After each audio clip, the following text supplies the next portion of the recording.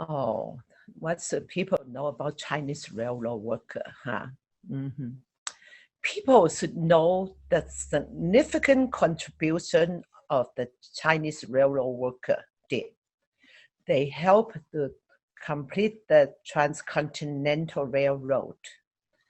In 1984, there was the Central Pacific is not enough labor to help build the Transcontinental Railroad.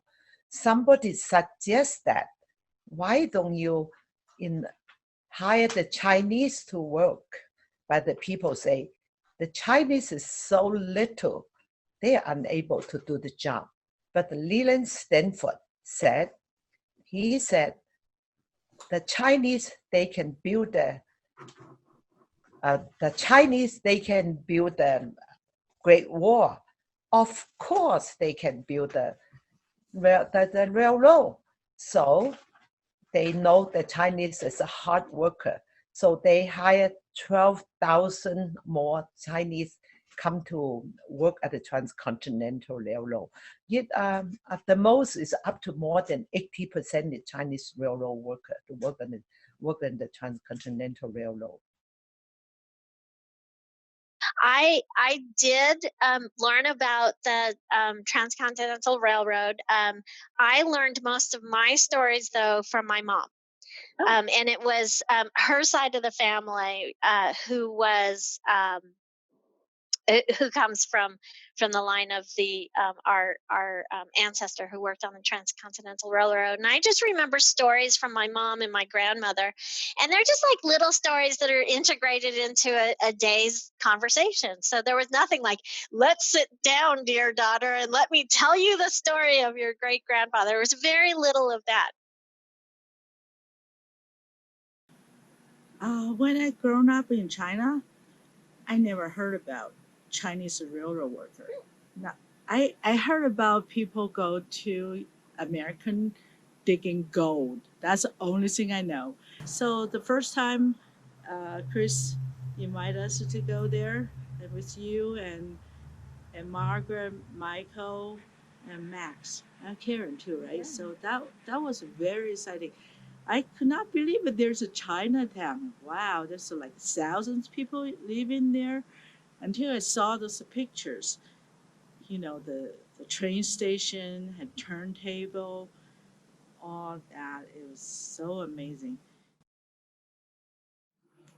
When I first went out on the grade of the Transcontinental Railroad and we went to the town of Terrace, I was blown away by the shards of glass and pieces of bowls and finding pieces of opium pipes.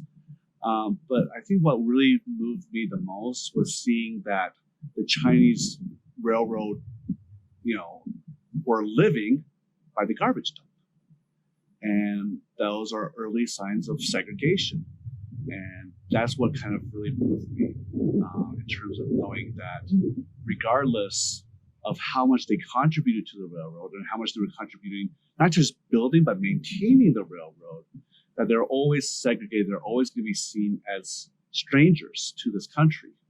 And even though the Chinese are really the first major mass immigration from Asia to the United States, they faced a lot of discrimination, a lot of hurdles.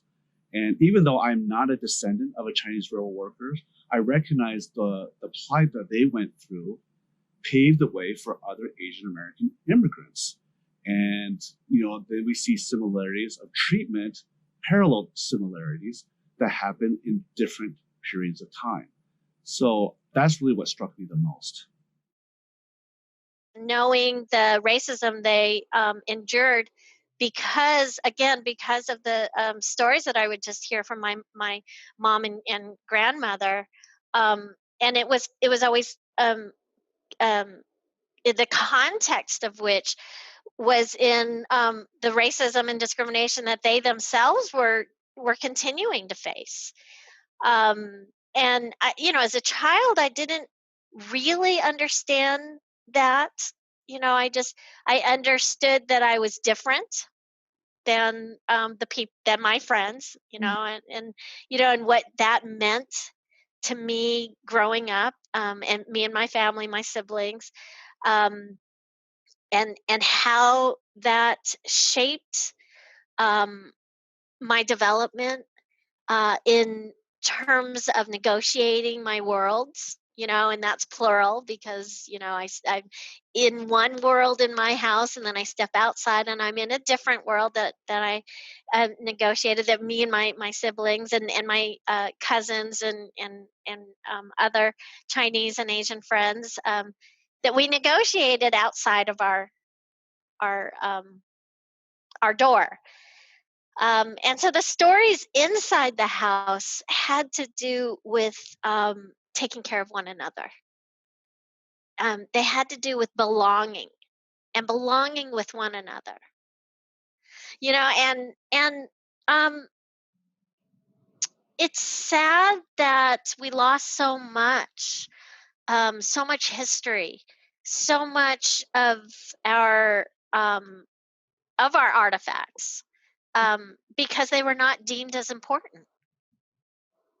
And our cultural histories became oral histories. Much of them became oral histories passed down from one generation to the next because they were not deemed as important outside outside our front door. So I would like people to know, so there's somewhere in the middle of nowhere, there used to be a lot of Chinese there, right?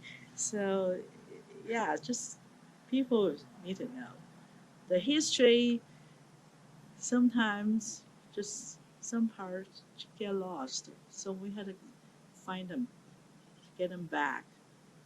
Yeah, when we dig it down into the, I think there's a Chinese house, and then I guess they already found the other part, have a floorboard on it, and then we're digging the other side. Actually, I found a boat. I was so excited. So I think the bow is pretty common use. I mean in China, and then they also has like a bamboo painting on it. So it's very common one. Oh, also when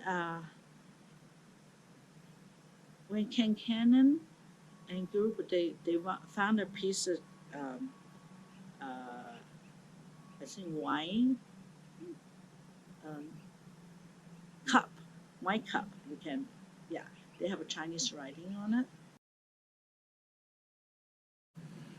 I have to admit, when I think about archaeology, I think about ancient Greece. I think about things are thousand or in Asia, thousands of years ago.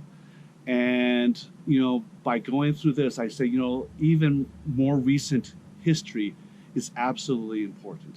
And, and I think what the railroad has taught me that, our first immigrants from Asia has left us stories and left us stories to help interpret what their lives were and why did they come to this country. Um, many of them probably had hopes to go back. Many of them did not survive during the building of the Transcontinental Railroad, or others found lives that end up prospering. Like we hear how Judge Kwan's family end up buying grocery store and doing very well off that. Or we have the Chinese medicine doctors whose descendants end up being mostly doctors and dentists. And one of them happens to be a friend of mine in San Francisco. And so it's really incredible that all these people are kind of tied together. So archaeology, I think, again, we had to break our own stereotypes and misconceptions of it. And that's something that I recognize more after going through this process of going on the grade three times so far. And even seeing this site here today, what something remarkable or something built more than 150 years ago can tell us a story about how the state has become what it is today. And by understanding our past, we can really move forward with our future in a more thoughtful and constructive way. You have the passion to do this thing, but not everyone enjoy doing it. You guys have the passion and know how to do it and do a wonderful job. We are so proud of you guys that you can discover something in the short time over there. I know you guys did lots of research before you do it. It is so wonderful. It's so exciting news. The news that you guys discovered the floor, the window, and the artifact, and all those.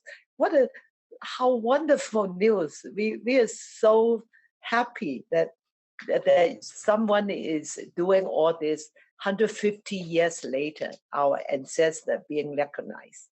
The nations recognize them, everyone recognize them. They are really happy. They are really smiling down upon us.